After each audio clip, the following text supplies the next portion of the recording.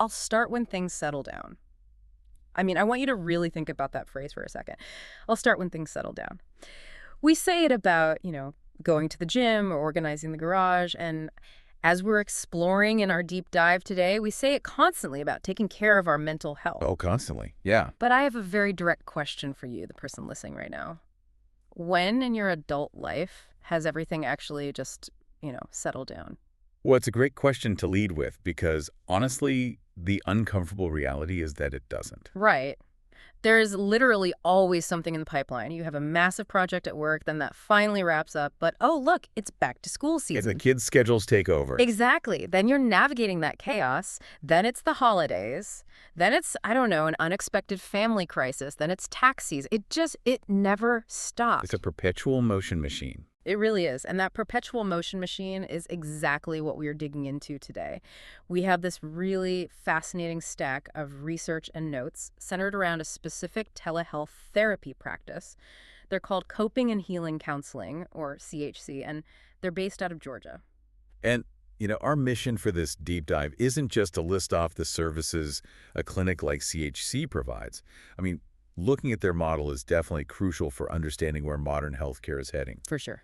But the real goal here is to unpack a very compelling core argument running through all these sources. And that's why waiting for the quote-unquote perfect time to prioritize your mental health is actually a fundamental psychological trap. Yeah, it's a huge trap. Right. So we're going to break down the mechanics of avoidance and then look at how the actual logistics of modern mental health care are evolving to completely dismantle our favorite excuses. Let's jump right into the psychology side of this, because there's this concept in the material called the soft delay, and honestly, completely reframed how I look at my own procrastination. It's a powerful concept. Yeah, it really is. It's the idea that telling yourself you're waiting for an ideal moment to begin therapy is structurally a highly effective form of avoidance. Like, you aren't explicitly saying no to doing the work. You're just saying, not right now. Not this week, maybe next month. Exactly. But that soft delay almost always morphs into years of postponement. Well, and what's incredibly sneaky about the soft delay is the neurobiology behind it. Because, it sounds entirely reasonable to our conscious brains. You think we're just being smart about our time. Exactly. We convince ourselves that we are just being pragmatic. We look at our calendars and think, okay, life is completely chaotic right now. I cannot possibly add one more emotional commitment to my plate. Right. It feels like a logical boundary. But here's what's actually happening in your brain. When you tell yourself, I'll deal with my anxiety next month, your brain registers a tiny hit of relief. Your amygdala. That's the threat detection center, right? Right, the threat detection center. It temporarily powers down because it believes you've formulated a solid plan.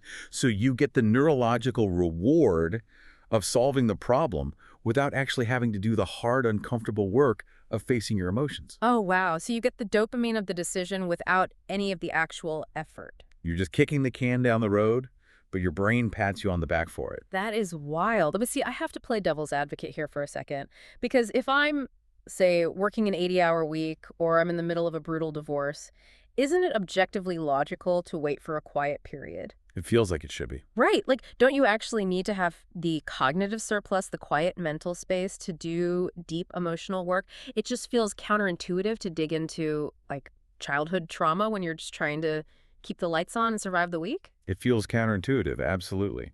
But that brings us to the central paradox of mental health care in these notes. The support is actually exponentially more effective when it's introduced right in the middle of the mess. Wait, really? In the middle of the mess? Yes. The person who says, I don't have time for therapy right now because I'm too overwhelmed, is almost always the exact person who most desperately needs the real-time emotional regulation skills that a professional can provide. Okay, I want to test a mental model on you, because when I was reading through these concepts, I immediately thought of computer RAM, random access memory. Ooh, I like where this is going. Right, so when you're suppressing chronic anxiety or you're white-knuckling your way through a toxic work environment, it's like having a massive, corrupted background application running on your brain's computer. Just draining your battery. Exactly. It's eating up like 80% of your RAM just to keep you from snapping at your kids or crying in a meeting. And people think, I can't go to therapy, my RAM is full. I don't have the processing power. Right. But the actual mechanism of therapy is going into the task manager and closing those background apps so you finally have the memory left to process your actual day. That is an excellent analogy. Okay. That is exactly how cognitive behavioral techniques function in practice. Therapy isn't about adding another heavy application to a crashing computer. It's about optimizing the system itself. Right, freeing up the memory. Exactly. When you're in the storm, therapy provides the immediate functional tools to interrupt that fight-or-flight amygdala response we talked about. You learn how to widen your window of tolerance. Window of tolerance. I saw that phrase. What does that mean exactly in this context? It's the psychological term for how much stress you can handle before you either explode in anger or completely shut down and dissociate. Hmm. If you wait until the storm passes to try and build those tools, you've already spent months operating with zero RAM. And causing immense collateral damage to your health and relationships along the way, Precisely. which perfectly transitions into a specific demographic these sources zero in on. And it's a group that is notoriously bad at recognizing their crashing RAM, the high-functioning, busy professional. Oh, yes. The high achievers. This is one of the most critical psychological distinctions we have to make today. High-functioning people are frequently the absolute worst at prioritizing their mental well-being. Because their dysfunction is socially rewarded. You hit the nail on the head. Society looks at them and says, look at you, you're holding it all together. Right, they're getting the promotions, they're managing the household, their kids are at soccer practice, they volunteer on the PTA. On paper, their resume is flawless. And so if I'm that person, I'm looking around saying, well, I'm not broken. Why would I need therapy? Look at my life. Exactly. But what the text points out is that they have weaponized their own success as a defense mechanism against vulnerability. They equate the ability to merely manage the logistics of life with actually thriving. But keeping 50 plates spinning in the air isn't thriving. No, it's a high-wire act of sheer terror, and the data shows a really hard reality for this demographic. They are successfully managing right up until the exact moment they aren't. And then the drop happens. They hit a wall, and the burnout is catastrophic. This is why we have to radically reframe how we collectively view therapy. We have been conditioned culturally to view it strictly as a crisis response. You know, you wait until the bone is visibly broken, and then you go to the emergency room to get a cast. But the shift here is moving from crisis response to preventive maintenance. And again, to use another mechanical analogy, it's not just about getting an oil change so your car doesn't explode on the highway. Right. It's about upgrading the engine. When you engage with a therapist while you are still relatively high functioning, you aren't just putting a bandage on a wound, you are actively building out an emotional toolkit. Yes. You're learning advanced communication frameworks, distress tolerance strategies, setting boundaries. Right. You are intentionally building out those neural pathways now so that when the inevitable future crisis hits, Like a layoff or a health scare or a loss. exactly, when those things hit, you aren't constantly operating at the absolute razor's edge of your emotional capacity. You have a built-in buffer. So you have the vocabulary to tell your partner exactly what you need without it turning into a screaming match in the kitchen. Exactly. You aren't just reacting blindly to the chaos. Yeah. You have the psychological architecture in place to process the chaos in real time. Okay, I love the paradigm shift. Moving from crisis response to preventive maintenance makes total intellectual sense. But we have to address the elephant in the room here, The logistics. the logistics.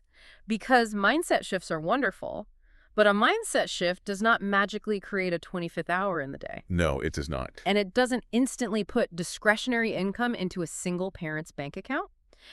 If I am listening to this and I'm working 2 jobs, realizing I'm using a soft delay doesn't actually solve the brutal physical realities of my life. Right. You still have to get the kids to school and pay rent. Exactly. So how is the modern mental health care landscape actually adapting to solve these very real physical hurdles? And that is the exact pivot we need to make.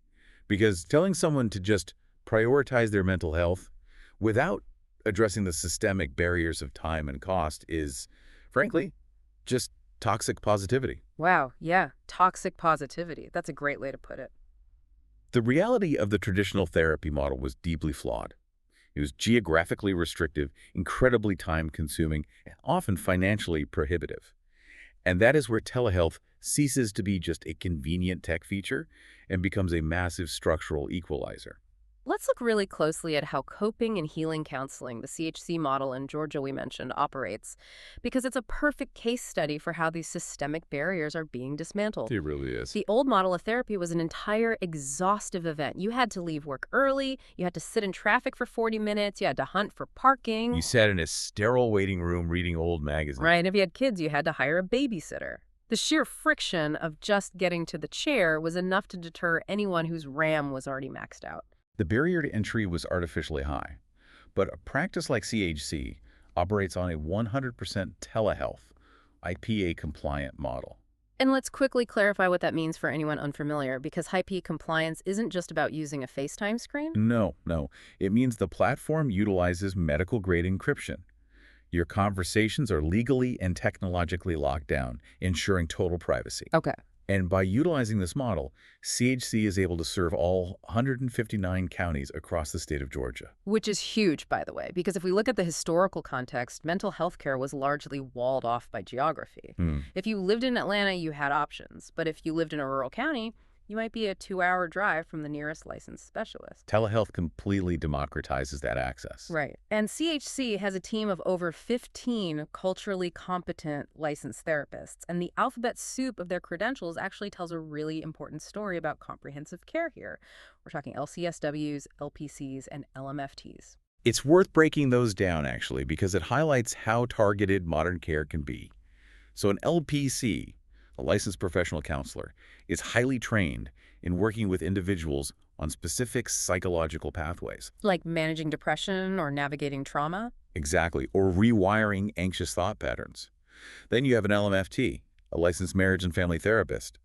They approach problems differently. They don't just look at you in a vacuum. They look at the systems around you. Right, they look at the entire ecosystem of your relationships and family dynamics.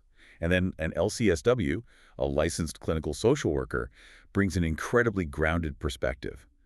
They often look at how external systems, environments, and social pressures are impacting your mental health. Okay, so you aren't just getting a generic sounding board. You are getting a highly specialized expert who fits your specific dynamic. Mm. Oh, and the source also mentions they do team therapy for ages 13 and up, couples, family, life coaching.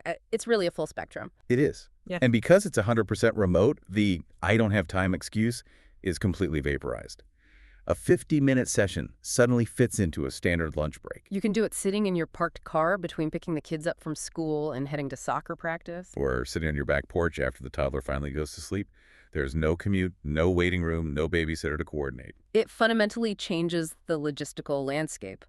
But we still have to address the second massive barrier, which is often the most anxiety-inducing for people. The financial cost. Yes, the money. Because historically, seeing a highly qualified specialist out of pocket could run hundreds of dollars a session. It was a luxury service. For a very long time, yes. But this is where the CHC data genuinely surprised me. They accept Georgia Medicaid at a $0 copay. Literally zero out-of-pocket cost for the patient. Which is a profound shift in public health accessibility. Removing the financial barrier for Medicaid recipients means intervention can happen long before a mental health crisis spirals into a situation that impacts housing or physical health. Absolutely. And for commercial insurance plans, their providers list includes Aetna, Cigna, Blue Cross Blue Shield, United Healthcare, Humana. The copay typically lands somewhere between $10 to $40 a session. That's incredible compared to out-of-pocket rates. It really is. Plus, they generally have same-week availability for new clients, which is unheard of compared to the old model where you'd wait 6 months on a list. There is a specific comparison in the notes that hit me hard. It pointed out that a patient might pay less for a 50-minute session with a licensed trauma specialist than they do for a single midweek grocery run. It's a striking economic reality check, isn't it? It really is. So this brings me to a somewhat confrontational question. Let's hear it. If telehealth is this remarkably seamless, literally clicking a link on your phone in your parked car, and it's this affordable, costing less than a few bags of groceries, why the lingering resistance? Are people still clinging to the logistical excuses of time and money simply because they are terrified of doing the emotional work? Well, that is the exact psychological mirror this modern landscape forces us to look into. When you synthesize these facts, when you entirely remove the friction of the commute, the waiting room, the outrageous out-of-pocket cost, the only variable left in the equation is you. Right. The excuses are gone. Exactly. You can no longer hide behind the socially acceptable shields of "I can't afford the time" or "I can't afford the cost." You are forced to confront the soft delay head on. You have to admit to yourself, okay, the logistics are handled. I am simply avoiding the discomfort of examining my own emotional patterns. Ouch! I mean, that is confronting. It strips away all the armor. It does. But let's follow that thought to its logical conclusion. If all the practical excuses are stripped away and you still choose to hit the snooze button on getting help, what is the actual tangible penalty for that delay? To understand the penalty, we have to look at a concept known in biological psychology as allostatic load. This is the compounding effect of waiting. Okay, break down allostatic load for us. How does that differ from just regular everyday stress? So everyday stress is acute, like a car swerves into your lane, your cortisol spikes, you hit the brakes. And your heart rate jumps up. Right. But then the threat passes, and your nervous system returns to baseline. Allostatic load is what happens when the threat never passes, and your nervous system never resets. Oh, wow. It's the physiological wear and tear on your body from chronic unmanaged stress. When you employ the soft delay and put off dealing with your trauma or your failing marriage for another year, you aren't just hitting pause. Your body is marinating in stress hormones. That sounds physically dangerous. It is. It damages your immune system, disrupts your sleep architecture, and actually accelerates cellular aging. It is quite literally compounding physiological debt. Which perfectly aligns with the financial debt model we were talking about. Ignoring a credit card bill doesn't freeze the balance. The interest is quietly, aggressively compounding in the background. Exactly. Every single month you refuse to open the envelope, the hole gets deeper. And when we apply that to mental health, the contrast between acting now versus acting later is staggering. It is a stark timeline. Every week you delay is another week of accumulating allostatic load. It's another week of unprocessed grief calcifying into depression. It is another week of untreated anxiety dictating your life choices. And the text points out how quickly things can change, right? Yes, the data suggests that starting therapy now means you could have actionable nervous system regulating tools by next month. Tools by next month, that feels so immediate and empowering. It is. But if you tell yourself, well, I'll start next year when things calm down, you are going to arrive at next year a full 12 months deeper into the exact same destructive loops. Wow. The invisible, devastating cost of waiting is the prolonged suffering you absolutely did not have to endure. It's the 50 arguments with your spouse that could have been completely diffused if you had better communication frameworks. Right. It's the hundreds of sleepless nights that could have been managed with somatic regulation techniques. The cost isn't just the time you lost. It is the degraded quality of your existence during that time. A year deeper into the exact same destructive loops. That is a heavy, heavy realization, but it is necessary. It really is. So to pull all of these threads together and summarize our journey today, we started by confronting the illusion of the soft delay. We recognize that waiting for life to miraculously settle down isn't pragmatism. It's a neurobiological trick our brains play to get short-term relief while avoiding long-term growth. Right. We then dismantled the myth of the high-functioning professional, realizing that merely surviving a chaotic schedule isn't thriving. We reframed therapy from a desperate crisis response to essential preventive maintenance. Not just closing the background apps that are draining your RAM, but actively upgrading your mental operating system for whatever challenges lie ahead. Exactly. And finally, we looked at how modern telehealth ecosystems, perfectly illustrated by the CHT model in Georgia, have systematically destroyed the physical barriers to entry. With comprehensive coverage across 159 counties, high-P compliant digital access, Medicaid accepted at $0, and commercial plans driving costs below the price of a grocery run, the logistics are solved. Which leaves us staring squarely at the compounding physiological cost of waiting. The interest on your emotional debt is always accumulating. And the only way to stop the compounding interest is to make the payment. Exactly. So I want to address you, the listener, directly as we wrap up. I want you to mentally scan your own life right now. Where are you deploying a soft delay? It's a tough question to ask yourself. It is, but where are you telling yourself that you will finally deal with your chronic stress, your boundary issues, or your fading relationship just as soon as things calm down? Because the data, the psychology, and logistics all point to one undeniable truth. The perfectly serene moment you are waiting for is a ghost. It is never going to arrive. And if I can leave you with a final provocative thought to mull over, we've spent this time discussing therapy as a way to build tools for your individual future.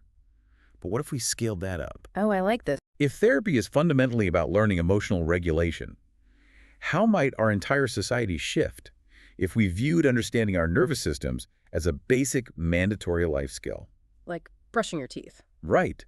Imagine if we treated learning how to process fear, anger, and grief the exact same way we treat learning how to read a book or drive a car. What if it wasn't viewed as a specialized hushed-up treatment reserved only for those who are visibly breaking down, but rather as an essential everyday competency everyone was required to master before they were allowed out on the road of life? That is an incredible vision for the future. We all need to learn how to drive before we get behind the wheel. Stop sitting in the driveway burning out your engine, hoping every single obstacle in your path magically disappears. It's time to put the car in drive, upgrade your systems while you're still moving, and finally take back your mental bandwidth.